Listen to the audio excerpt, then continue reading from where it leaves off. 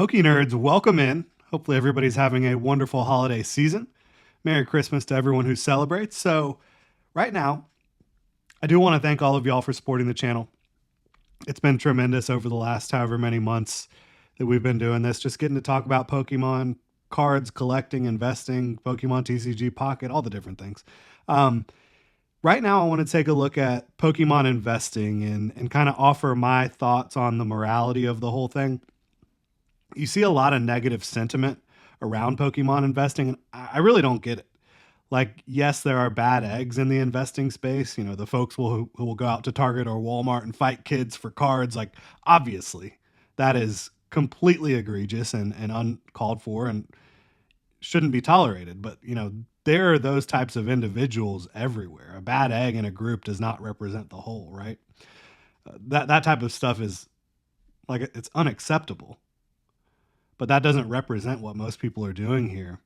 And the main thing I hear is like, you know, let the kids and the real collectors get their hands on these products, right? And like to that, you know, at first when you hear it, you're like, well, yeah, I mean, kids should have the opportunity and so should collectors. And I am a collector as well. I don't just invest. I think you can tell if you've been paying attention to this channel. But like to that, I would say when I bought 8 booster boxes of Surging Sparks under $110, anyone else could have done the exact same thing. That opportunity was there on internet. Type in Google Surging Sparks booster box. That opportunity was there for anyone else, right? When I had been buying for the last year plus Crown Zenith Elite Trainer boxes for $35 to $40, could anyone not have done the same thing? Like, what is the barrier to entry there? I mean, yeah, I get not everyone has the type of money to spend on those things. Like, it's not cheap. But, you know, and when I was a kid, I wasn't getting booster boxes. I was happy to get a couple packs or a nice card or two here or there, right? But look, I mean, if $35 to $40 for an ETB is a barrier to entry for you, that has nothing to do with what I'm doing. That stuff was readily available. If a $110 Surging Sparks booster box is a barrier to entry to you, that has nothing to do with what I'm doing. That's $50 below MSRP, right? So I don't really understand it. And look, I love collecting Pokemon cards. I love playing TCG Live. I love the anime. I love Pokemon TCG Pocket. I love the games, the mainline games. Legends Arceus. I can't wait for Legends EA.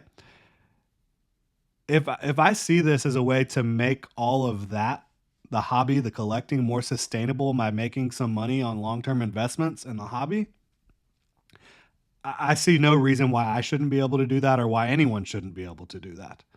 That has nothing to do with the availability of the product when it first comes out or when it's available for pre-order. It doesn't. Like nothing anyone in the investing space that's being responsible is preventing anyone from getting things on pre-order at really good prices. Now, when it comes to like Prismatic Evolutions, that's a whole whirlwind of hype converging on one set. Has less to do with investors than all the other hype surrounding Pokemon right now. That's everyone. That's collectors, players, rip and chippers, investors, people that are getting back into the hobby. That's just a massive hype train. But Surging Sparks, which is going wild right now, you could have gotten it just like I did very easily. And there's still ways you can find it. Like if you get on Twitter and you follow one of these Pokemon restocks, Surging Sparks booster bundles, they still come available for MSRP.